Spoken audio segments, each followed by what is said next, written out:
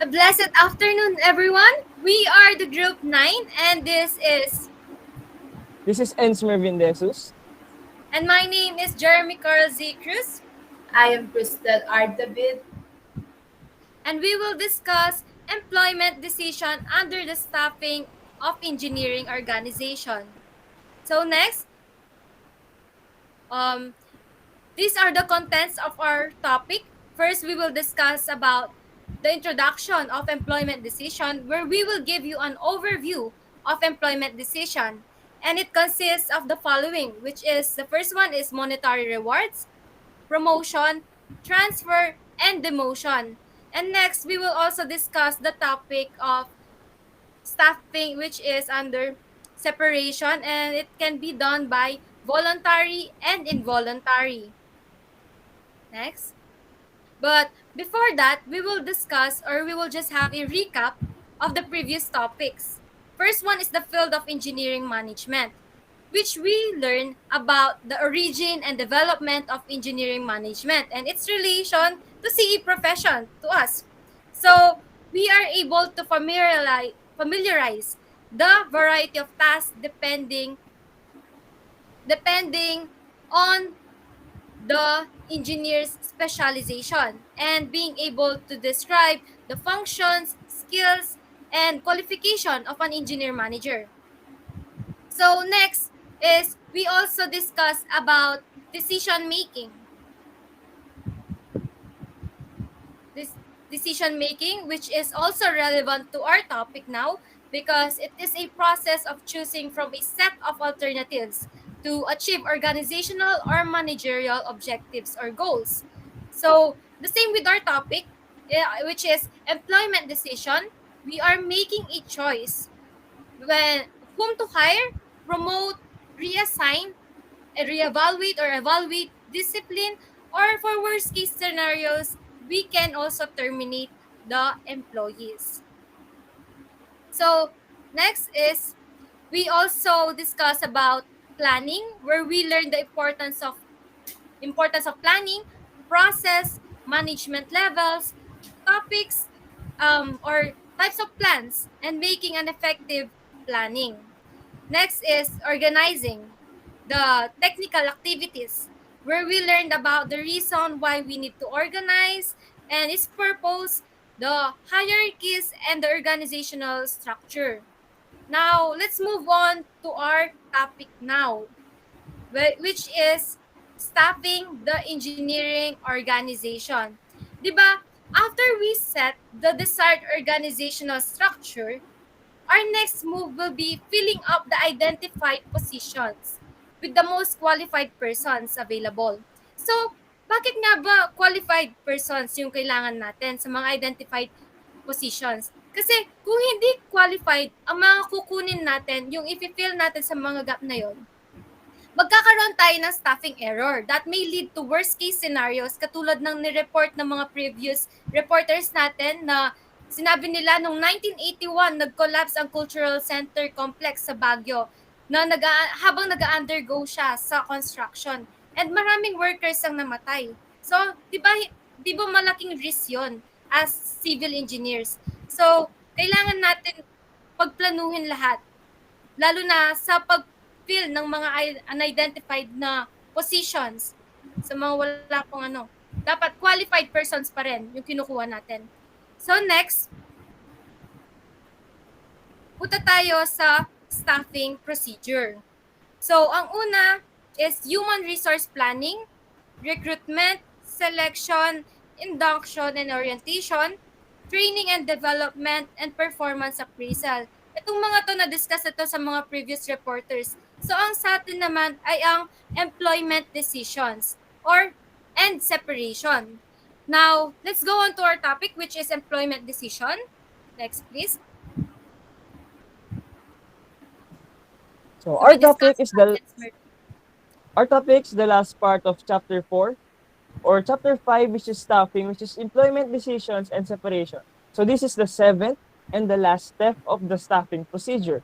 So after the process of recruitment, selections of applicants, training and development, orientation, and evaluation of the performance of the workers or the employees, the main or one of the main major concern of the management is how to maintain the productivity of the workers in that firm. As an employer, you want to keep your employees happy and motivated to perform at their best in the same direction as the company's objective. So, kilala niyo pa ba? So, balik tayo sa Module 1. Kilala niyo pa ba si Mr. Frederick Winslow Taylor? So, Yes. he is the father of scientific management. So, the belief of Taylor highlights our topic, which is employment decisions and separation. So, the famous Frederick Winslow Taylor quoted that management task is to design jobs properly and to provide incentives to motivate these people. So, ano ibig sabihin nito? Dahil yung mga workers or employees ay may iba't ibang strength and weaknesses and level of productivity. Kasi darating yung araw na magsasawa sila, di mo malalaman kung kailan yung darating na araw na mapapagod sila. Di mo alam kung kailan darating yung araw na magre-resign sila, which is pinakaayaw ng management. So, dahil di nila meet yung target of productivity nila. So, dito pumapasok yung management decisions. Next po.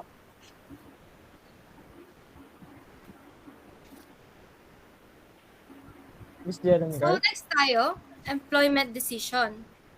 So, ang employment decision means any decision relating to hiring, promoting, reassigning, evaluating, disciplining, terminating, and setting of salary of an employee, assignment or working hours, or shifts or any other similar decision with respect to an employee or applicant for employment. So dito sa topic natin, 'di ba, after evaluating the performances of the employees which was reported by the previous group, which is the performance appraisal. So, to have some recap sa kanilang report, I will state the ways and methods sa pag-measure ng employees performances, sorry. So, una natin sa lahat, rating scale method, essay method, management by objectives method, assessment center method, panglima is checklist method, anim is work standards method. So, yun muna ang gagawin natin before tayo mag-proceed sa employment decision. Kasi hindi naman pwedeng magbigay ka na lang basta-basta ng incentives sa kung sino na lang, magbigay ng promotion kahit sino na lang, and so on and so forth. Kailangan natin ng correct and fair judgment sa lahat. So, after nating ma-evaluate ang mga employees natin, there we will know who has the high and low performance. And dito na magaganap ang employment decision. Dito na tayo magde-decide based sa performance appraisal ha, based doon whether yung employee ay magkakaroon ng incentives, increase ng salary, sino yung mapopromote, matatransfer ng job, magde-demotion or which is magde-degrade ng position because of low performance sa kanilang job. So, now we have a brief overview of employment decision. Now, let's go on sa monetary rewards, which will be discussed by Ens Mervin De Jesus. Please. Continue. So before we start to the different employment decisions, let's have a short review on the importance of decision making in the workplace. So what are the benefits of the decision making in to the workers? So good decisions can lead to increased productivity and enhanced time and resource management. This can ultimately lead to quicker and more effective achievement of goals. So the management decision has different impacts to the workers depending if the management made a good decision or bad decisions. But if the management made a good decision, these are the impacts of the decision to the employees. It improves workers' productivity, establishes trust with the employees, and it reduces conflict. Why? Because if the management made a good decision, effective decisions can save time and propel works project forward. So increasing employee productivity because they can provide a sense of direction to their employees. Yung decision ng management will serve as the guide of the employees, so it encourages them to have open discussions, which is the target of employment decisions and staffing. Why? A high level of trust creates a more positive employee experience. Mas gaganahan at mas mamomotivate sila magtrabaho at pumasok. Dahil good decision yung nagawa ng isang manager, mas smooth yung flow ng productivity ng workers. So, it improves productivity talaga. So, let's proceed to the different employment decisions. Next po. So, first, employment decision is the monetary rewards. So, what is the meaning of monetary ba? So, monetary is relating to money or currency. So, monetary is, which it is monetary reward means it is all about money. So, monetary rewards are frequently suggested as a method for increasing the motivation and performance of employees. So, these are given to employees whose performance is at par or above standard requirements. Monetary rewards are given to employees that have a definitive monetary value, something that hits their bank accounts or can be liquidated in the future. The thing with monetary reward is that they provide instant gratification. The basic law of behavior states that the higher incentives tend to yield higher effort of performance. These have helped maintain a positive motivational environmental for associates. So, naniniwala ba kayo that money is the lifeblood of society? Ibig sabihin, majority ng ginagawa natin sa buhay ay may kinalaman ang pera. Di ba? Nag-aaral tayo para makapagtapos, para makakuha ng magandang trabaho in the future, at para kumita ng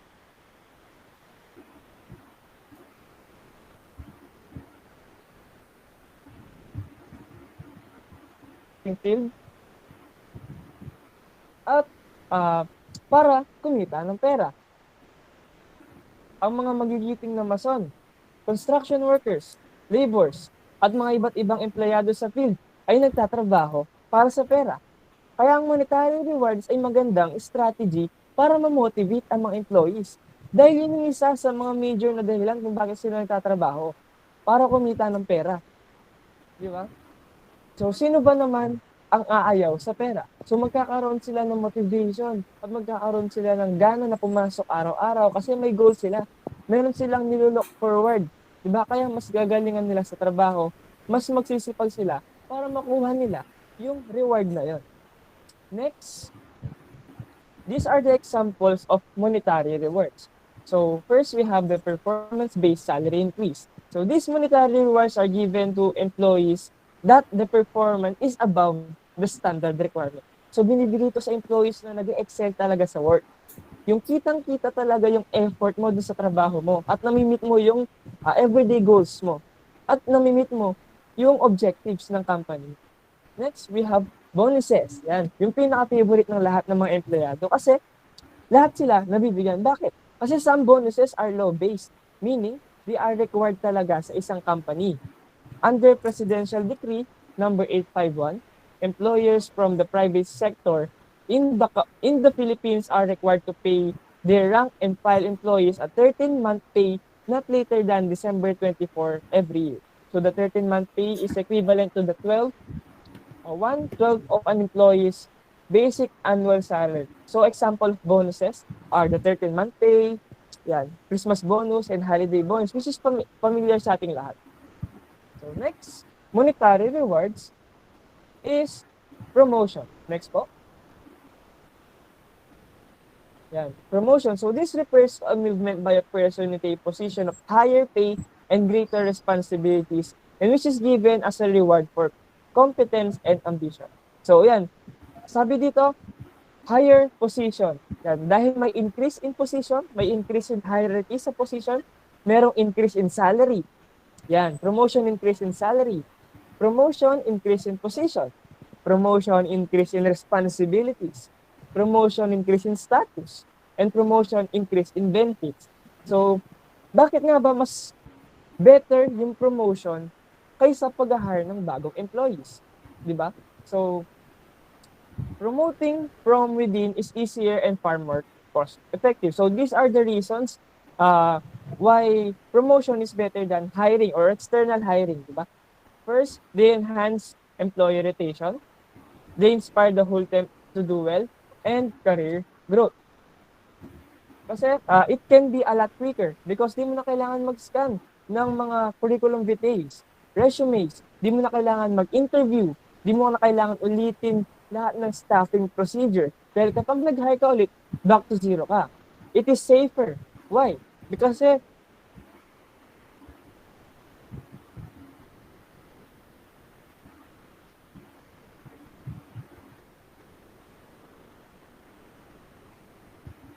hindi mo pa alam yung weakness niya, hindi mo pa alam yung strengths niya, kung hanggang kailan siya magtatagal sa trabaho. Unlike doon sa promotion, mas kabisado mo na yung employee. Mas kabisado mo na yung trabaho, mas kabisado na ng employee yung trabaho niya. Mas gamay at mas kilala na ng management, di ba? Next, it can improve employee engagement dahil mas mamomotivate yung workers, mas ramdam nila na binavalue sila. At siyempre, mas lalong magsisibag para doon sa position na yon, para doon sa promotion na yon. So what are the basis ba of management in promoting their employees? Next po. So these are the basis. First, we have the merit-based promotion. So this type of promotion is performance-based. The employees are rewarded based on their performance. So efficiency and talent based on their efficiency and talents in the workplace. Dahil ngayon yung nire-reward sa trabaho, mas lalong pagbubutihan pa ng ibang employees. So it encourages the employees to increase their knowledge in maintaining a high level of productivity. Mas magsisipag sila at mas gaganahan silang magtrabaho dahil dun sa merit-based promotion. Next, yung seniority-based promotion naman, usually reward employees loyalty for staying with companies over a set amount of time. So yung seniority-based promotion, yung promotion na to based lang kung yung pinromote ka lang dahil matagal ka na sa trabaho, dahil naging loyal ka sa company mo. So dahil dito, yung advantage nito, yung mga employees mo, mas nagiging loyal sa company mo. Mas tatagal sila. Mas maiiwasan yung resignation. Dahil may target sila, may goal sila, yung promotion, di ba? Kasi maraming benefits yung promotion, increase in salary, di ba? Increase in benefits, di ba? So kaso, yung disadvantage ng seniority-based promotion, hindi napapansin yung ibang employees. Napapansin lang kung sino yung mas matagal. Hindi napapansin yung mga employees na nag-excel talaga sa work. So, kabaligtaran siya ng merit-based promotion. So, now, let's have the third monetary reward, which is transfer, to be reported by Miss Cristel R. David. Thank you, Ens. Transfer. This is the movement of a person to a different job at the same level or similar level of responsibility in the organization. And transfer are made to provide growth opportunities for the person involved or to get rid of a poor performing employee. It is a form of internal mobility in which the employee is shifted from one job to another, usually at a different location, department, or unit. Transfer pwede ring temporary or permanente na. Depende sa decision ng organization. Tapos, um, mag-initiate ito yung mga employer at employee. Sometimes, it also includes promotion or demotion, or even no change in the status of responsibility. The transfer may be requested by the employee himself or by his immediate boss or by the manager of another department. What are the reasons for employee transfer? Number one, every organization has a defined criteria for the transfer of employees, and it also varies from individual to individual. The primary reasons for employee and transfer are mentioned here. Number one, some positions require distinctive skills, competency, and expertise from the transferred employees. Dapat mga transfer staff daw ay dapat may certain knowledge, abilities, and competence para sa i-assign ng boss nila sa kanilang bagong trabaho. Number two, the transfer is also affected when there is a shortage of employees in one department of the organization due to high demand, and there are surplus employee in another department. So the workers are shifted from one department to another. Pag merong surplus personnel sa isang department ng company, pero kulang ang mga workers sa another department dahil sa high demand ng kanilang trabaho, doon mag-a-act ang pag-transfer ng mga employee. And the mga employee are consequently moved from one department to another. Number three, it is also initiated when there are some clashes between the superior and subordinate or between two workers. Um, Dito, mag-start ang pag-transfer ng mga employee pag may conflict na between ng mga co-workers or superior and subordinates. Sino bang magtatrabaho na kaaway mo yung katrabaho mo, di ba? Kaya kung gusto mo, ikaw na lang mag-transfer sa ibang department or organization ng kumpanya mo. Iwasan mo na lang yung kaaway mo. Next. To break the monotony of work, employees are transferred as the productivity of an employee decreases by doing the same job again and again. Dito, employees are transferred because doing the same job again and again again and again over reduces productivity. And hindi mag-excel ang isang tao kapag paulit-ulit na lang yung kanyang ginagawa. You have to go out to your comfort zones para mas lalo ka pang matuto sa iba't ibang mga trabaho na ibibigay sa iyo ng mga boss mo or mga katrabaho mo.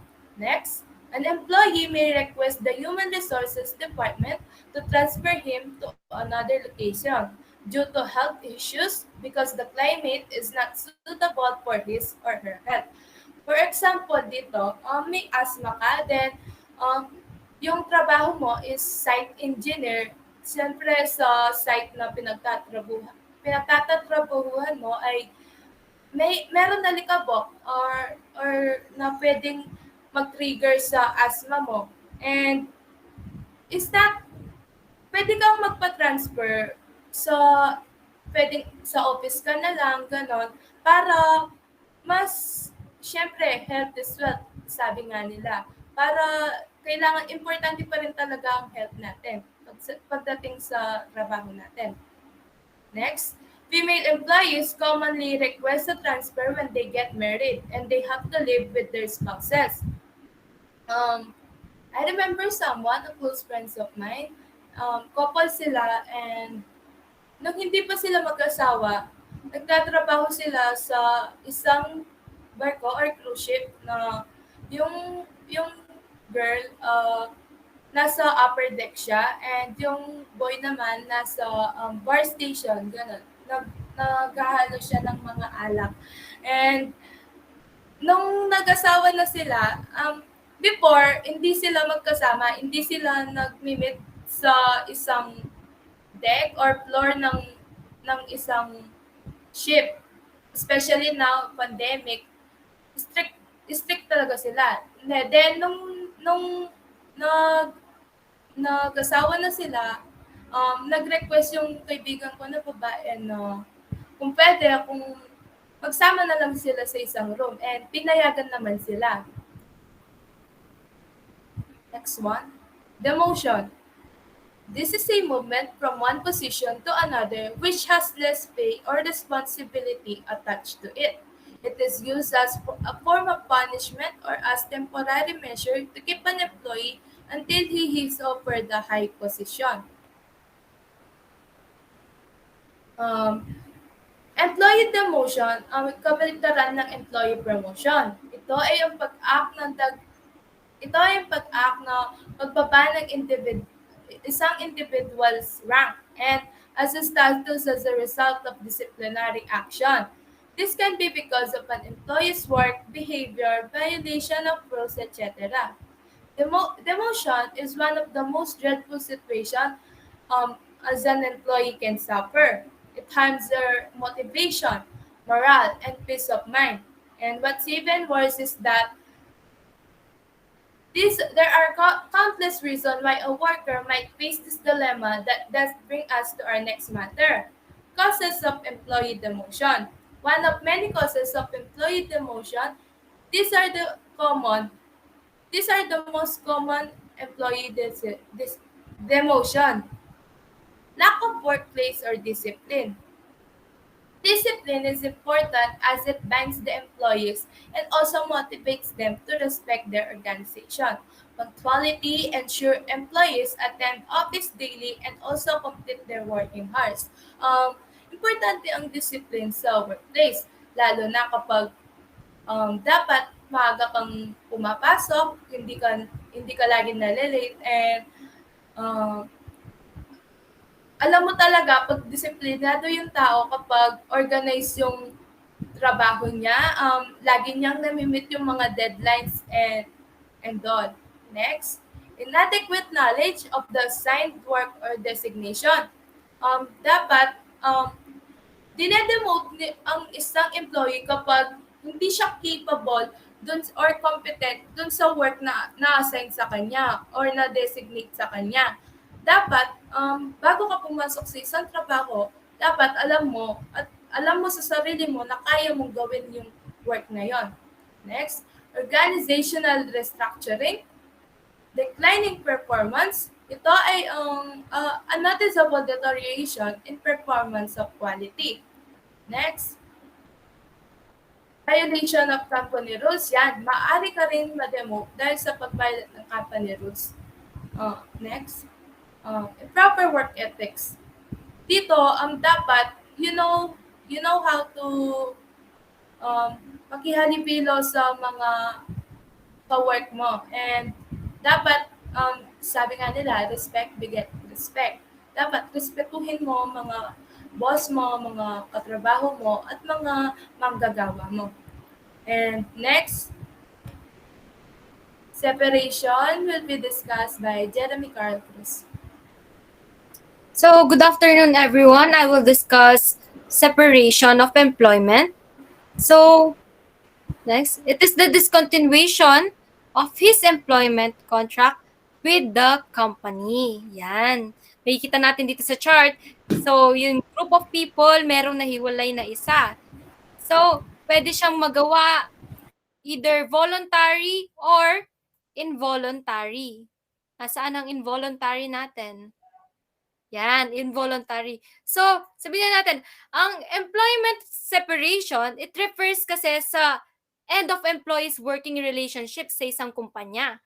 So, nangyayari to when an employment contract or at an will agreement between an employer and employee ay natapos or na may end na. So, either the employee or employee may propose separation due to several reasons. So, the employee separation can be classified into, yun nga yung sinabi ko kanina, which is voluntary separation and involuntary separation. So, ano nga ba ito? Ang voluntary separation, please next slide. Yan. Voluntary separation, it is the employee discontinues his services on his own consent in the organization. It is his or her own choice. So, kapag sinabi natin voluntary separation, kapag ang isang empleyado or employee nag-leave or nag-quit sa isang organization, it is on their own reasons. Hindi siya decision made by their organization. Tandaan natin, it is his or her own consent, no? So, meron tayong dalawang forms ng voluntary separation. Based on my research, ito yung mas pinaka-common. Resignation or quitting. And next one is retirement. So, pag-usapan muna natin ang resignation. Ang resignation may quit his job due to personal or professional reasons. Pwede itong maka-apekto sa goodwill of the company when it occurs, pero minsan yung kadalasang reason dito is yung employee ay naghahanap siya ng, ito yung mga reason nila bakit sila nagre-resign. Una, better career opportunities. Naghahanap sila ng mas magandang trabaho. So kaya sinabi nga ni Crystal David kanina, naghahanap sila kung saan sila mas mag-grow. Hindi naman pwedeng sa nagtatrabaho ka, yun na lang palagi yung tinatrabaho mo. Asan yung growth doon, di ba? Kailangan may mga natututunan ka din. Lumalabas ka din sa comfort zone mo. So, yun. Next, company policy. Next is health. Nagre-resign sila sa health. Katulad lang din ang sinabi ni Crystal kanina. Kunwari may asthma ka. Tapos na-assign ka sa magiging kang site engineer. So, syempre, maalikabok doon naturally. So, ayaw ka naman nililipat ng management sa office. So, ang choice mo is magre-resign ka and maghahanap ka ng trabaho which is suitable sa health mo. Next is relocation. Next is job dissatisfaction and etc. Yun ang mga reasons bakit nagre-resign sila. Now, next is retirements. It is the completion of employees' occupational tenure. Minsan, di ba, sa mga nagre-retirement kapag matanda na, di ba? So, ang voluntary separation, meron itong proseso. Makikita natin dito. Una, nag-hand sila ng letter of resignation. Bakit? So, employees should typically provide written notification notice of their intention to separate from the company. And sa process na to, yung employee must state the reason why he or she would like to leave the company. So, after the management na receive yung letter na yon, they should forward it to their HR department along with a signed separation notice.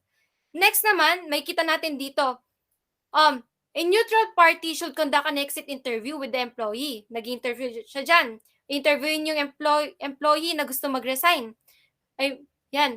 With the employee for the purpose of discovering his or her own reason for leaving the company. Yun ang kahalagahan ng letter of resignation kasi malalaman nila doon bakit siya gustong lumipat. Ngayon, kapag nalaman na ng management kung bakit siya gustong lumipat, example na lang, yung problema nung employee is yung kumpanya. Or sabihin natin, if they found out the real reason na yung company yung at fault doon, pwede siyang mag-leave ng bad reputation to the company. So, the solution will be made by the employer. Yung employer should reconcile with the employee and solve the issue if it can be fixed or improved. So, as a result doon, it would minimize the risk of having a problem inside the company. And it would also benefit the company for they will know what are the things that they lack and the things they need to improve. So, magiging benefit siya sa company, 'di ba? Kapag merong umaalis, malalaman nila kung ano yung mga kailangan nilang baguhin, kailangan nilang ma-improve para ma-achieve yung goals nila sa isang kumpanya. So, next, meron pa rin tayong last. Finally, a mail letter to the employee na sa resignation nila and cancellation of benefits. Also, give to the employee letter regarding sa option for filing for unemployment. So, lagi din nating tandaan din dito, hindi porket nag-submit ka na ng resignation letter, it does not guarantee na yung employee na yon will be found eligible sa unemployment. Nasa management pa rin yun kung gusto niyang umalis or hindi. Diba? So, magbigay tayo ng specific example. If an engineer is working in a certain company and he would like to file a resignation letter.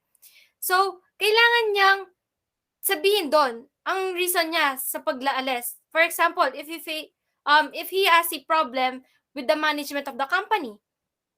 So, the employer should know and has to take corrective action immediately to avoid future problems or defects sa kanyang organization.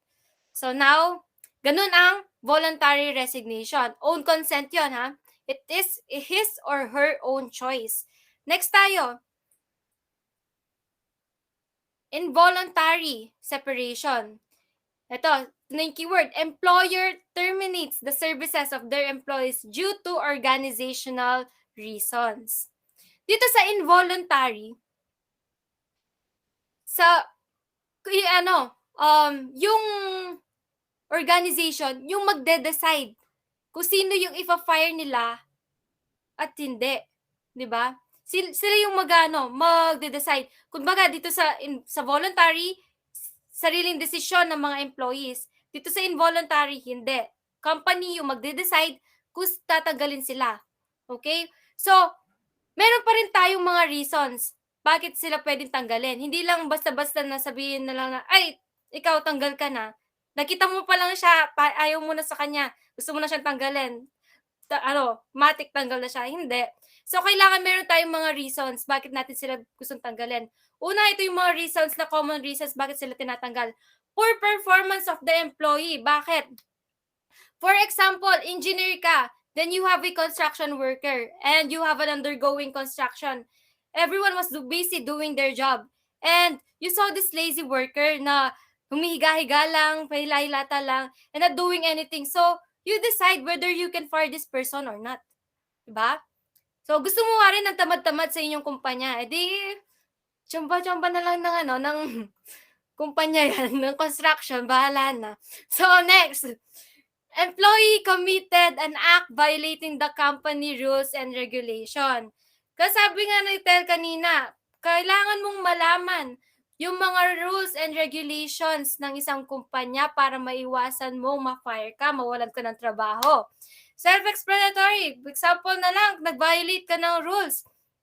Sabihin na nating nag-corrupt ka, yung mga sobra-sobrang materyales, binenta mo, nalaman ng kumpanya, edi tanggal ka.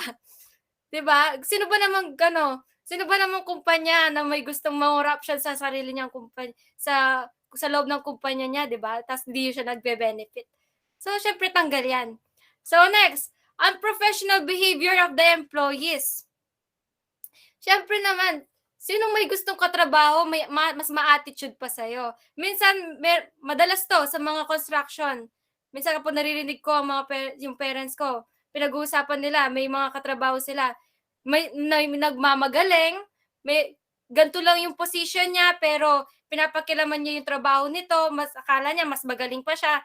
So tanggal 'yon, 'di ba?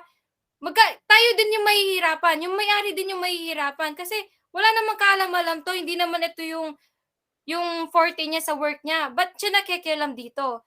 'Di ba? So magkakaroon yun ng problems in the future. So tanggal 'yon.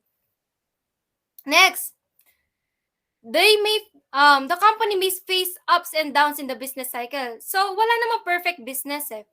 So example na lang, yung kumpanya mo, construction company mo was not doing well. It has a poor financial performance. So kailangan mag-decrease ka ng workforce to save more money or to save the company. Kaya example na lang din, kapag may nakuha ka din project, konti lang yung binigay na budget sa'yo, pero ngayon ang dami-dami mong workers, kailangan mo konti lang para ma-minimize mo yung cost na gagastusin mo at syempre para kumita ka na din, di ba? So ganun yun, kaya kailangan mo din magtanggal ng mga tauhan. So next tayo, difficulty in handling the workforce. So yan, kapag masyado ng marami, kailangan magtanggal ka na din kapag hindi mo na siya kayang i-handle. Kung pwede naman gantong ilan lang na laborer yung kailangan mo, magagawa naman nila yung trabaho ng maayos at mabilis, tanggalin mo sila. At saka kung nahihirapan ka din ng marami sila, 'di ba? Karagdagan dun sa unprofessional behavior of the employees. Minsan makakatagpo ka na yung mga laborer mo, yung mga mason mo, kunwari, ina-abuse nila yung mga kasamahan nila, nag-intimidate sila, action towards others, nagkakaroon ng conflict of interest, nagkakaroon ng failure to correct working condition, to comply with health and safety regulations, at saka meron pang isa doon is, nagwe-waste sila ng company resources. Imbes na parang mas nakakasave ka pa, pwede nyo pang magamit yon in the future project, hindi nyo na nagagamit dahil nasasayang. So, yun. So, summary lang natin. So, ang separation, meron siya, naka-classified siya sa dalawa. Voluntary or involuntary. So next. Thanks, Mervin. Employment decisions has four. We have monetary rewards, we have the promotion, we have the transfer, and we have the demotion. So that's all for chapter 5, staffing under employment decisions and separations. Thank you for listening. Stay safe and have a good day.